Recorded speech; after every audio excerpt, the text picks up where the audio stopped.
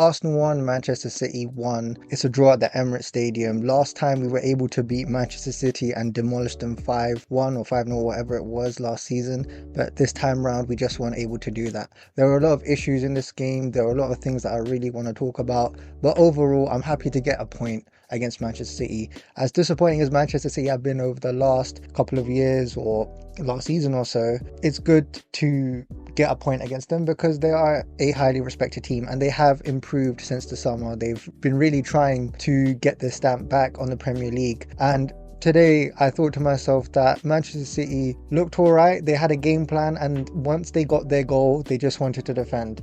And eerily enough, it's very similar to what Arsenal have been doing for all this time. Whenever we play away from home, we literally do the same thing. So if Manchester City decide to do the same thing against Arsenal, then who are we to say what they can or cannot do? And with Erling Haaland's goal, I thought defensively we weren't up to par in terms of our defense for that, because Saliba and Gabriel were both in no man's land. And then the thing is with Haaland's goal, I've seen that goal so many times for him, it's always on the counter attack, and that's something that Arsenal really need to focus on. Now, for a team like Arsenal who are very defensive, it's strange how whenever we play against City at certain times, we always love playing our players all the way down the pitch, like in their own half. But you know what, a good goal from Haaland, it was to be expected, to be honest with you.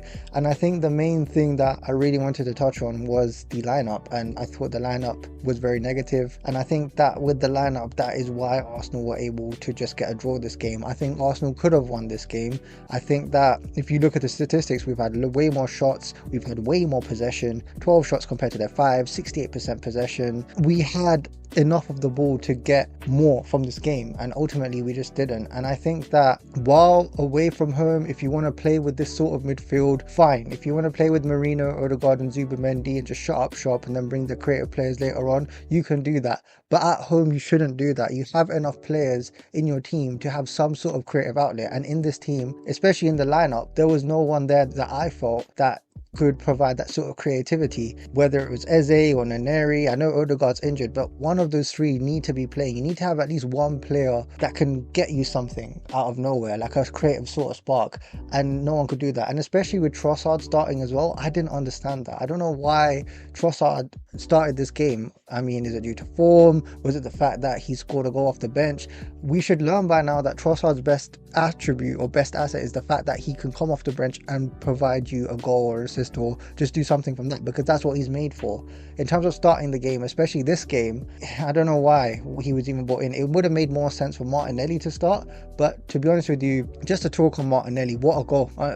It was looking dull and dry. It was a 90th minute, but that chip he managed to do over Donnarumma, absolutely sublime. He saved the match. Martinelli, especially in this game and last game, he's done well to come off the bench, and that's something that he will need to do moving forward as well. Maybe Martinelli might start against Port Vale. We need to rotate some players, so maybe that might happen as well. But Martinelli did very well, and he saved Arsenal today. And I think it was very disappointing, especially with the fact with the amount of the ball that we had, and it is what it is really. And in the second half, when we did bring Saka and Eze on, it's interesting to see Eze play more centrally. I thought Eze would have came off for Trossard, but he actually came on for Marino. So is that something going on in the pipeline? Would that be something that we might see more of Eze down the middle? You never really know. But to see Eze get that pass to Martinelli, that was amazing. And I thought with Gyökeres, while Haaland managed to get his goal, I didn't think there was any sort of clear-cut chances from Arsenal, especially with Gyökeres, where I thought, yeah, you should have scored that. But I don't know, that was just me really.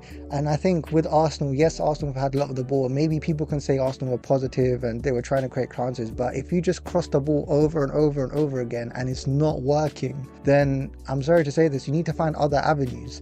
And that's why you have a player like Eze there. And I know that with this game, Arteta is going to have a lot of stick. He's going to have a lot of criticism, and rightly so, because that lineup that he put out there just wasn't it for me. And look, I get it. If you want to play defensively, no matter who the team is, fine. But have at least one player there that can provide you that creative outlook.